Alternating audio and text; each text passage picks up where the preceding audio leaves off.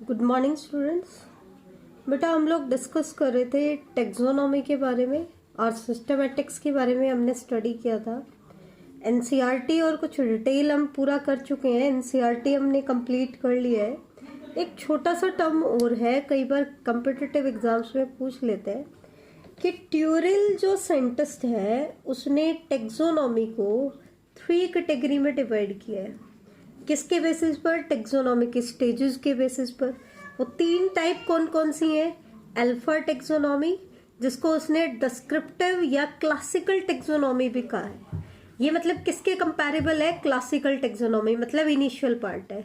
Second है beta taxonomy और third part है ओमेगा टेक्सोनॉमी। ओमेगा टेक्सोनॉमी को एनसाइक्लोपैडिक टेक्सोनॉमी भी कहा जाता है। ठीक है, तो अल्फा टेक्सोनॉमी क्या है? ये इनिशियल फेज था टेक्सोनॉमी का, मतलब स्टार्टिंग का जो फेज था, इसलिए हम इसको अल्फा टेक्सोनॉमी को क्लासिकल टेक्सोनॉमी भी कहते हैं। ठीक है, अल्फा टेक्सोनॉमी में हम क्या करते हैं? किसी भी बायोलॉजिकल स्पीसीज का आइडेंटिफिकेशन करेंगे, नेमिंग करेंगे और उसको कैरेक्टराइज करेंगे। इसका मतलब क्या है? क्योंकि ये इनिशियल फेज है तो ये किसी भी न्यूली डिस्कवर्ड स्पीसीज को नेम देता है। क्या देता है? नेम देता है। कोई नई स्पीसीज हमने डिस्कवर की है तो उसका इनिशियल फेज है, तो उस इनिशियल फेज में उस स्पीसीज को नेम कौन देगा? अल्फा टेक्सोनॉमी में हम देते हैं। तो ये इनिशियल फेज होता है टेक्सोनॉमी का। इसमें आइडेंटिफिकेशन, नेमिंग और कैरेक्टराइजेशन के ऊपर ये बेस्ड होता है और इसमें किसी भी न्यूली डिस्कवर्ड स्पीसीज को नेम दिया जाता है। ठीक है, अब इससे एडवांस्ड स्टेट आती है बीटा टेक्सोनॉमी। कैसे? अल्फा टेक्सोनॉमी, क्योंकि इसको हम क्लासिकल भी कहते हैं, फर्स्ट फेज है, तो यहाँ पर जो क्राइटेरिया लिया गया टेक्सोनॉमी के लिए वो सिर्फ मॉर्फोलॉजिकल क्राइटेरिया थे। कैसे क्राइटेरिया थे? मॉर्फोलॉजिकल। लेकिन फिर एडवांसमेंट आई। एडवांसमेंट क्या आई कि इसमें हमने मॉर्फोलॉजिकल कैरेक्टर्स के साथ साथ बाकी कुछ कैरेक्टर्स को भी इंक्लूड करना शुरू किया। मतलब इसे एक एडवांस्ड लेवल हमने ले लिया है। यहाँ पर डाटा जो किए जाते हैं वो अलग अलग बायोलॉजी की ब्रांचेस से लिए जाते हैं, जैसे कि cytology, physiology, ecology, embryo cytology हो गया, एम्ब्रियोलॉजी हो गया, फिजियोलॉजी जो फंक्शनल ब्रांच है, इकोलॉजी इन्वायरमेंटल से रिलेटेड होता है, एम्ब्रियोलॉजी। कहने का मतलब क्या है कि मॉर्फोलॉजी के अलावा हमें साइंस की दूसरी ब्रांचेस से भी क्राइटेरिया को कलेक्ट करना है। साइटोलॉजी ले लिया, सेल से रिलेटेड हमने इंफॉर्मेशन ले ली। तो इसमें होता क्या है? It refers to the arrangement of species into a natural system of hierarchical categories. हमने अब क्या कर दिया है, क्योंकि हमने ब्रांचेस को, कैरेक्टर्स को बढ़ा दिया, तो अब हम क्लासिकल टेक्सोनॉमी के ऊपर बेस नहीं है, हम किसके ऊपर आ गए हैं? नेचुरल टेक्सोनॉमी पे आ गए, मॉडर्न टेक्सोनॉमी पे आ गए, जिसने बेस बनाया नेचुरल सिस्टम ऑफ क्लासिफिकेशन का। ठीक है, और क्लासिफिकेशन में हम क्या करते हैं? कैटेगरीज बहुत सारी होती हैं जो कि एक हायरार्ची में अरेंज होती है, तो हमने बोल दिया hierarchical categories.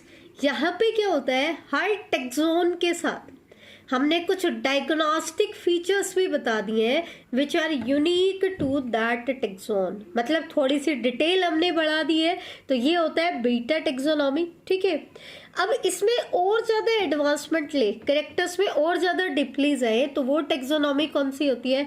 Omega taxonomy. Omega taxonomy में माइक्रोस्कोपिक स्टडीज को भी इंक्लूड कर लिया जाता है, जैसे अल्ट्रा स्ट्रक्चर हो गया, इनके बारे में मतलब और डीपली हम स्ट्रक्चर्स को स्टडी करते हैं। इसके अलावा बायोकेमिकल एवोल्यूशन से भी हमने क्या किया है? कैरेक्टर्स को सेलेक्ट किया। तो एक्चुअल में क्या होता है, क्योंकि हमने पहले सिर्फ मॉर्फोलॉजिकल कैरेक्टर लिए, फिर कुछ और ब्रांचेस से हमने कैरेक्टर ले लिए, लेकिन फिर उनके बारे में कंप्लीट इंफॉर्मेशन हमने किस में दी? ओमेगा टेक्सोनॉमी में। इसका मतलब क्या है? किसी भी इंडिविजुअल की जो बिल्कुल करेक्ट रिलेशनशिप जो बता रहा है, वो करेक्ट रिलेशनशिप कौन बताएगा? ओमेगा टेक्सोनॉमी बनाएगा। ठीक है, तो it bring out the correct relationship. तो ये बेस्ड किसके ऊपर होता है बेटा? सभी डाटा, सभी इंफॉर्मेशन, चाहे वो हमें प्लांट के किसी भी फील्ड से मिल जाए, मॉर्फोलॉजी, फिजियोलॉजी, एम्ब्रियोलॉजी, किसी भी फील्ड से मिल जाए, जितनी भी डाटा या जितनी भी इंफॉर्मेशन उससे रिलेटेड है, उन सभी इंफॉर्मेशन को हम कलेक्ट करते हैं और उनके बेसिस पर यहाँ पर हम क्लासिफिकेशन देते हैं। तो ये 3 बेसिक टाइप थी जो कि किसने दी थी, ट्यूरिल ने।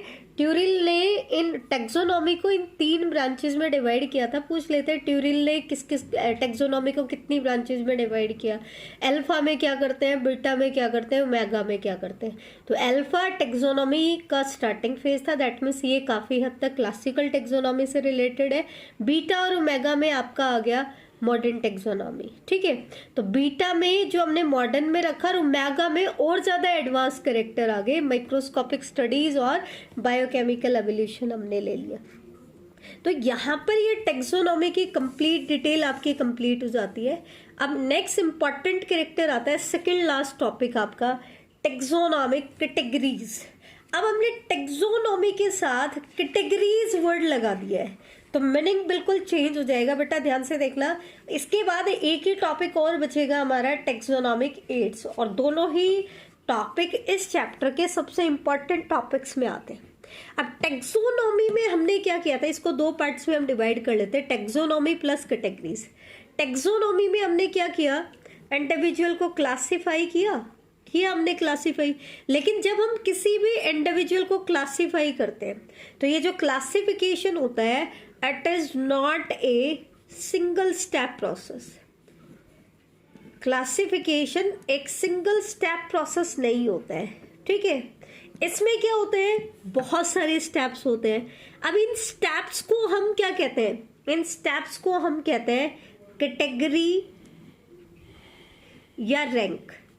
रैंक बोल देते हैं या कैटेगरी बोल देते हैं। कई बार इन्हीं कैटेगरीज या रैंक को हम टेक्सोन भी बोल देते हैं, लेकिन दोनों में डिफरेंस होता है, वो भी हम देखेंगे कैटेगरी और टेक्सोन में क्या डिफरेंस है। एक्चुअल में ये जितने भी स्टेप्स होते हैं ना, they are arrange in a hierarchy. किसमें अरेंज होते हैं, एक हिरार्की में। हिरार्की का मतलब होता है एक पर्टिकुलर ऑर्डर में अरेंज होते हैं, मे बी असेंडिंग ऑर्डर या मे बी डिसेंडिंग ऑर्डर, ठीक है। अब क्योंकि यहाँ पर एक वर्ड आया कैटेगरी, तो हमें पता चल गया क्लासिफिकेशन का जो एक सिंगल स्टेप होता है उसको हम क्या कहते हैं, कैटेगरी कहते हैं। तो ऐसे क्लासिफिकेशन के बहुत सारे स्टेप्स हो जाते हैं। अब क्वेश्चन आता है कि फिर टेक्सोनॉमिक कैटेगरी किसे कहते हैं। अब क्योंकि ये जो कैटेगरीज हैं, they are the part of overall taxonomic arrangement. Overall taxonomic arrangement का ही एक पार्ट है, इसलिए इन कैटेगरीज को हम क्या बोलेंगे, टेक्सोनॉमिक कैटेगरीज, ठीक है। तो यहाँ पर एक चीज क्लियर हो जानी चाहिए, वो चीज क्या है, एनसीईआरटी का पार्ट है कि टेक्सोनॉमिक कैटेगरी हमने बोल दिया कि ये क्या है, वो taxonomic category overall taxonomic arrangement का एक पार्ट है, एक लेवल है, ठीक है, जो रिप्रेजेंट करता है। लेकिन ये क्या कह रहे हैं, इसमें बहुत हर रैंक पे आपके बहुत सारे इंडिविजुअल है, दैट मीन्स एक ग्रुप ऑफ इंडिविजुअल्स है, क्या है, ग्रुप ऑफ लेकिन ये क्या कह रहे हैं कि ये सिंपली कोई मॉर्फोलॉजिकल एग्रीगेट नहीं है कि ऐसे ही हमने ग्रुपिंग कर दी, नहीं। They are not merely morphological aggregates, but they are distinct biological entity. इनकी एक अपनी इंपॉर्टेंस है, एक डिस्टिंक्ट बायोलॉजिकल एंटिटी है, बड़ा इंपॉर्टेंट पॉइंट है, ये चीज ध्यान रखना। इसके बाद हमने क्या देखा कि एक्चुअल में अगर हम किसी भी ऑर्गेनिज्म को क्लासिफाई करना चाहते हैं तो हमने उनको बहुत सारी कैटेगरीज में बांटा।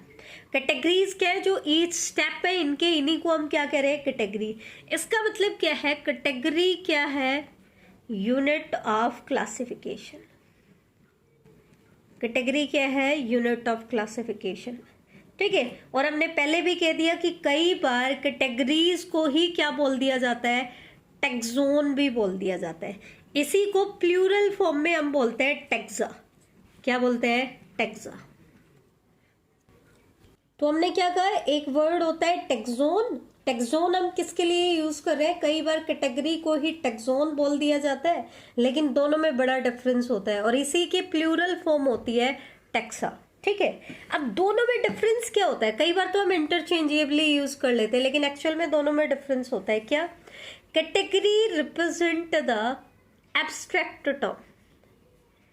कैटेगरी किसको रिप्रेजेंट करती है, एब्स्ट्रैक्ट टर्म को रिप्रेजेंट करती है। बेटा इसको समझना बहुत जरूरी है, ध्यान से देखना।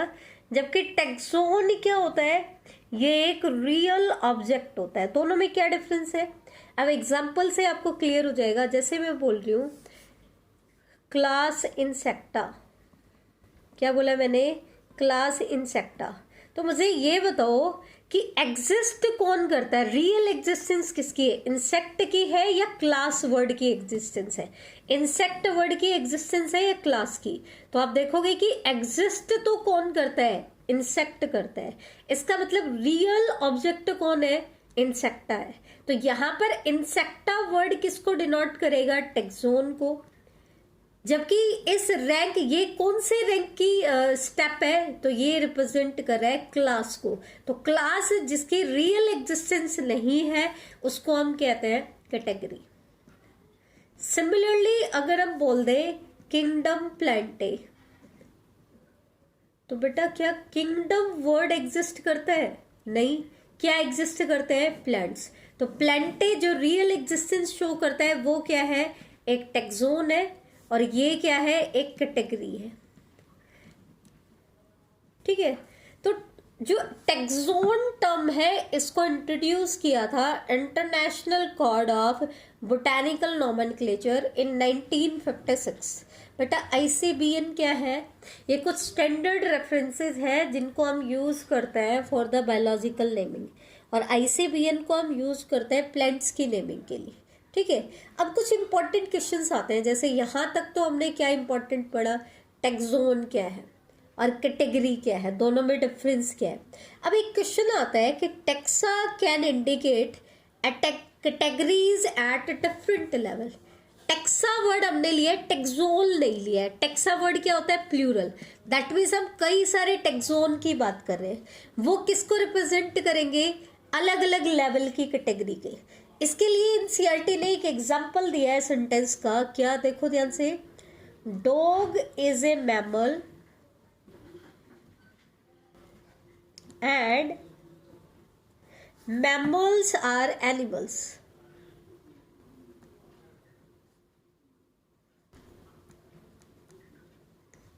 तो बेटा इसमें हमें अलग अलग टेक्सोन को आइडेंटिफाई करना है। तो एनिमल्स क्या है, एक टेक्सोन है, मैमल्स क्या है, ये भी एक टेक्सोन है, और डॉग क्या है, ये भी एक टेक्सोन है।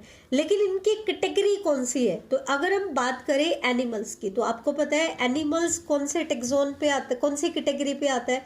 तो यहाँ पर ये रिप्रेजेंट कर रहा है एनिमेलिया किंगडम को। किसको रिप्रेजेंट कर रहा है, एनिमेलिया। दैट मीन्स इसकी कैटेगरी कौन सी है, किंगडम। अगर हम बात करें मैमल्स, तो ये किसको रिप्रेजेंट करता है, इनकी क्लास को, क्योंकि क्लास कौन सी होती है, मैमेलिया। दैट मीन्स अगर हम मैमल्स बोल रहे हैं, दैट मीन्स हम कौन सी कैटेगरी को बता रहे हैं, क्लास को रिप्रेजेंट कर रहे हैं। सिमिलरली अगर हम बोलते हैं डॉग, तो डॉग क्या है, ये एक स्पीशीज है। तो यहाँ पर इस सेंटेंस में आपने क्या देखा कि हमने 3 अलग अलग टेक्सोन लिए, डॉग, मैमल और एनिमल्स। तो ये टेक्सा जो है ये अलग अलग कैटेगरीज को रिप्रेजेंट कर रहे हैं। आप कोई भी एग्जांपल ले सकते हो, जैसे यहाँ पर मैं कुछ एग्जांपल से आपको दिखा रही हूँ। अगर हम बात करते हैं, जैसे मैं बोलूँ टेक्सोन है हमारा रोज, तो रोज का मैं पूछ लूँ कि रोज कौन सी कैटेगरी से बिलोंग करता है, तो आपने देखा होगा कि रोज क्या होता है, साइंटिफिक नेम क्या होता है इसका, रोजा इंडिका। ठीक है। तो रोज वर्ड कहाँ पे आ रहा है, रोजा मतलब ये क्या है, इसके जीनस को डिनोट कर रहा है। तो ये कौन सी कैटेगरी को रिप्रेजेंट कर रहा है, जीनस को। ठीक है। मेज हमने बोला, जी मेज बोलते हैं, तो ये किसको रिप्रेजेंट कर रहा है, स्पीशीज को। कौन सी कैटेगरी को, स्पीशीज को। कॉनिफर्स, ये हमने टेरिडोफाइट्स के जब हम ऑर्डर पढ़ते हैं तो उनमें एक ऑर्डर आता है आपका कॉनिफर, जिसमें हम कॉनिफर्स को जनरली इंक्लूड करते हैं। ठीक है। तो ये कौन सी कैटेगरी को रिप्रेजेंट करता है, ऑर्डर को। डाइकोट, तो जब आप एंजियोस्पर्मिक प्लांट पढ़ोगे तो आप कहोगे एंजियोस्पर्मिक प्लांट में 2 क्लासेज है, डाइकोटिलिडे एंड मोनोकोटिलिडे, जिनको हम कॉमनली डाइकोट एंड मोनोकोट बोलते हैं। इसका मतलब डाइकोट वर्ड अगर हमें दे दिया, टेक्सोन दे दिया, तो वो कौन सी कैटेगरी को रिप्रेजेंट कर रहा है, क्लास को। इसी तरीके से हम बोले seed plants, but seed plants हम किनको बोलते हैं, फेनिरोगैम्स। प्लांट्स को हम दो डिविजन्स में डिवाइड करते हैं, फेनिरोगैमी एंड क्रिप्टोगैमी। फेनिरोगैमी में हमने सीड प्लांट्स को रखा है और क्रिप्टोगैमी में सीडलेस प्लांट को रखा है, जिनमें सीड की फॉर्मेशन नहीं होती है। तो ये क्रिप्टोगैमी और फेनिरोगैमी क्या है, डिवीजन है। क्या है, डिवीजन। बेटा एक चीज ध्यान रखना, किंगडम से छोटा जो लेवल होता है एनिमल्स में तो वो होता है फाइलम, और प्लांट्स में होता है डिवीजन। क्या होता है? डिवीजन। ठीक है, तो ये हमारा क्वेश्चन क्लियर हो जाता है कि taxa can indicate categories at different level. अब आते हैं एक और एनसीईआरटी का इंपॉर्टेंट क्वेश्चन, क्या है? ए कैटेगरी में हैव मैनी टेक्सा। अब हमें यहाँ पे क्या देना है? एक कैटेगरी देनी है, लेकिन हमें क्या रिप्रेजेंट करना है कि एक कैटेगरी में एक से ज्यादा टेक्सा हो सकते हैं। ठीक है, जैसे कि अगर मैं बात करूं किंगडम कैटेगरी की, कौन सी कैटेगरी की? किंगडम। तो आपने अभी मोस्ट ससेप्टेबल क्लासिफिकेशन सिस्टम पढ़ा ही है, 5 किंगडम क्लासिफिकेशन सिस्टम। तो आपने क्या देखा? टोटल ऑर्गेनिजम्स को हम 5 टेक्सा में डिवाइड करते हैं। तो यहाँ पर किंगडम वर्ड तो क्या है? कैटेगरी। लेकिन इस कैटेगरी के लिए आपके टेक्सोन कौन कौन से हैं? तो हमने कहा Monera, protista, fungi, Plantae and animalia. तो इस एग्जाम्पल में हमने क्या देखा कि एक कैटेगरी होते हुए भी उसमें क्या होता है? मैनी टेक्सा हो सकता है। बेटा अब इसी में नेक्स्ट चीज आती है, जैसे हमने कहा कैटेगरीज होती हैं, तो ऑब्लिगेट कैटेगरीज कौन सी होती हैं? बेटा ऑब्लिगेट का मतलब होता है ब्रॉड कैटेगरीज। मतलब जब हम क्लासिफिकेशन करते हैं तो किसी भी ऑर्गेनिज्म का हम क्लासिफाई कर रहे हैं तो उसको कितनी कैटेगरीज में हम डिवाइड करेंगे, तो उसके लिए कुछ ब्रॉड कैटेगरीज बना दी गई जो कंपलसरी है। किसी भी क्लासिफिकेशन सिस्टम में आपको ये कैटेगरीज मिलेंगी ही मिलेंगी। तो ऑब्लिगेट कैटेगरीज कितनी बनाई गई? 7। ऑब्लिगेट वर्ड का मतलब होता है कंपलसरी। ठीक है, ये फोर्सफुली आपको इतना तो बनाना ही पड़ेगा, कंपलसरी है, ये ऑप्शनल नहीं है, फैकल्टेटिव नहीं है, ऑब्लिगेट है। ठीक है, तो 7 ऑब्लिगेट कैटेगरीज बनाई है। इंपॉर्टेंट क्वेश्चन है, कितनी ऑब्लिगेट कैटेगरीज बनाई है? 7। कौन कौन सी मैं बता देती हूँ आपको। Kingdom, phylum, class, order, family, genus and species. और फाइलम के लेवल पे ही एक और कैटेगरी होती है डिवीजन। ये 1st, 2nd, 3rd, 4th, 5th, 6th और 7th, ये आपके कितनी ऑब्लिगेट कैटेगरीज हैं बेटा? 7 ऑब्लिगेट कैटेगरीज है। बेटा एक चीज ध्यान रखना, ये जो कैटेगरीज दी थी initially, categories are given by Linnaeus सेंटस। यहाँ पर फिर से लिनेयस का कंट्रीब्यूशन आ रहा है, ध्यान रखना बेटा, बाइनोमियल नोमेनक्लेचर में आपने पढ़ा था। ठीक है, तो ये चीजें ध्यान रखना, कौन कौन सी चीजें लिनेयस ने दी है। लिनेयस का बहुत बड़ा कंट्रीब्यूशन है। तो इसने इनिशियली जो कैटेगरीज बताई थी वो लिनेयस ने बताई थी, लेकिन लिनेयस ने सिर्फ 5 कैटेगरीज दी थी। 2 कैटेगरीज को बाद में ऐड किया गया और टोटल मिलाकर के कितनी कैटेगरीज बना दी बेटा? 7 कैटेगरी। अब वो 2 कैटेगरी कौन सी है जो बाद में ऐड की गई है? एक तो है फाइलम या डिवीजन, और दूसरा है फैमिली। फै वाली साउंड वाली जो कैटेगरीज है, फाइलम और फैमिली। ये 2 कैटेगरीज ऐसी है जिनको लिनेयस की कैटेगराइजेशन में कोई जगह नहीं मिली थी, इनको बाद में ऐड किया गया था। अब एक वर्ड आता है, बेसिकली हम एक वर्ड यूज करते हैं, हायरार्की। क्या होता है बेटा? हायरार्की का मतलब होता है एक प्रॉपर अरेंजमेंट। हायरार्की क्या होती है? एक प्रॉपर अरेंजमेंट होती है किसी भी चीज की।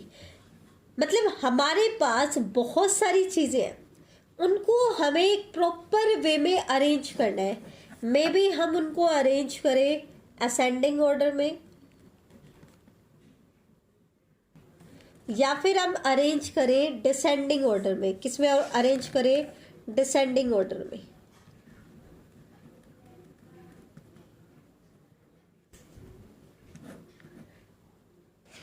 तो ये जो एक पर्टिकुलर अरेंजमेंट होता है कैटेगरीज का, क्योंकि अब हम बात करें टेक्सोनोमिक हायरार्ची की, तो दैट मीन्स यहाँ पर जो पर्टिकुलर अरेंजमेंट होता है वो किसका होता है, टेक्सोनोमिक कैटेगरीज का।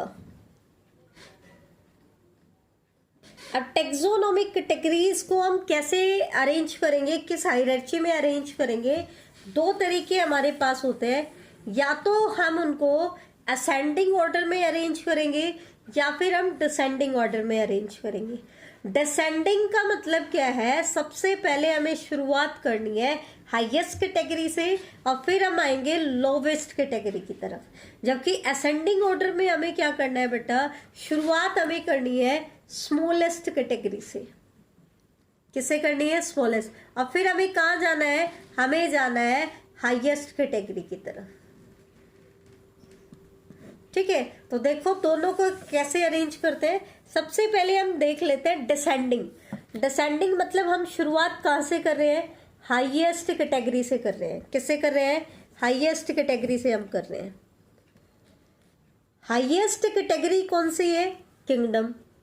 7 ऑब्लिगेट कैटेगरी जो हमने ली है उनमें से सबसे हाईएस्ट कैटेगरी कौन सी है, नंबर 1, सबसे हाईएस्ट में नंबर 1 पे कौन सी आती है, किंगडम। किंगडम से छोटा लेवल मतलब 6th लेवल पे कौन सी आती है, फाइलम या डिवीजन। या तो फाइलम वर्ड आता है या डिवीजन। अब फाइलम किसके केस में आता है, डिवीजन किसके केस में, ये बता देती हूँ। फाइलम वर्ड यूज किया जाता है एनिमल्स के केस में, जैसे आपने पढ़ा होगा फाइलम कॉर्डेटा, ठीक है, फाइलम पॉरीफेरा, सीलेंट्रेटा, प्लैटिहेल्मिन्थीज, ये आपने पढ़े हैं ना। तो फाइलम वर्ड किसके केस में यूज होता है, एनिमल्स के केस में, और डिवीजन वर्ड किसके केस में यूज होता है, प्लांट्स के केस में। किसके केस में, प्लांट्स। जैसे अभी अभी मैंने एग्जांपल बताया था क्रिप्टोगैमे एंड फेनिरोगैमे, तो डिवीजन वर्ड किसके लिए यूज होता है, प्लांट्स के केस में, और फाइलम एनिमल, दोनों सेम लेवल की कैटेगरी है। ठीक है, इससे छोटी कैटेगरी होती है order, sorry kingdom, phylum. Phylum के बाद आता है बेटा क्लास। क्लास से छोटा होता है ऑर्डर। ऑर्डर से छोटा होता है फैमिली। फैमिली से छोटी कैटेगरी होती है जीनस। और इन 7 कैटेगरीज में सबसे छोटी कैटेगरी होती है स्पीसीज।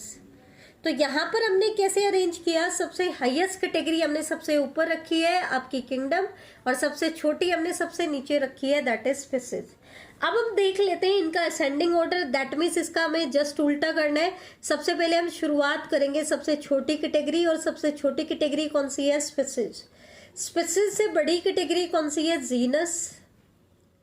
जीनस से बड़ी कैटेगरी है आपकी फैमिली। फैमिली से बड़ी कैटेगरी है ऑर्डर। ऑर्डर से बड़ी कैटेगरी है आपकी क्लास। सेकंड हाईएस्ट कैटेगरी आपकी आ जाती है फाइलम या डिवीजन, और सबसे हाईएस्ट कैटेगरी आपकी आती है किंगडम। तो अगर हम शुरुआत करते हैं लोवेस्ट कैटेगरी से और फिर हाईएस्ट की तरफ जाते हैं, तो वो तो ऑर्डर होता है असेंडिंग ऑर्डर, और अगर हम हाईएस्ट से शुरुआत करके लोवेस्ट की तरफ जाते हैं तो वो होता है इनका डिसेंडिंग ऑर्डर। एक चीज और देख लो, लास्ट आता है कि कौन सी टेक्सोनोमिक कैटेगरी का टर्म किसने दिया। तो किंगडम जो कैटेगरी है ये टर्म दिया है, ये कैटेगरी किसने बताई है, ICBN ने, international code of botanical nomenclature ने कौन सा टर्म दिया है, किंगडम टर्म दिया है। फाइलम जो टर्म है, फाइलम की जो हम बात कर रहे हैं, फाइलम टर्म दिया है क्यूवियर साइंटिस्ट ने, जबकि डिवीजन जो टर्म है ये दिया है इक्लर साइंटिस्ट ने। हालांकि दोनों कैटेगरी सेम लेवल की है, लेकिन फाइलम वर्ड दिया है क्यूवियर ने, डिवीजन दिया है इक्लर ने। ठीक है, क्लास जो टर्म है ये दिया है लिनेस ने। लिनेस ने 2 टर्म दिए, एक तो आपका क्लास और एक ऑर्डर। बेटा ये टर्म की बात हो रही है, कौन सी कैटेगरी बताई, कैटेगरी लिनेस ने 5 बताई थी, लेकिन टर्म सिर्फ 2 दिए हैं आपके, क्लास और ऑर्डर। ठीक है, उसके बाद फैमिली, जीनस और स्पीसीज, ये तीनों टर्म दिए हैं बेटा जॉन रे साइंटिस्ट ने। किसने दिए हैं, जॉन रे साइंटिस्ट ने। तो ये आज का हमारा टॉपिक था नेक्स्ट लेक्चर में हम इसके आगे का टॉपिक पढ़ेंगे बेटा। आज से इम्पोर्टेंट टॉपिक शुरू हो गया है, इसको अच्छे से रिवाइज करना है, एनसीईआरटी से अच्छे से पढ़ना है और नोट्स में से याद भी करना है। थैंक यू बेटा।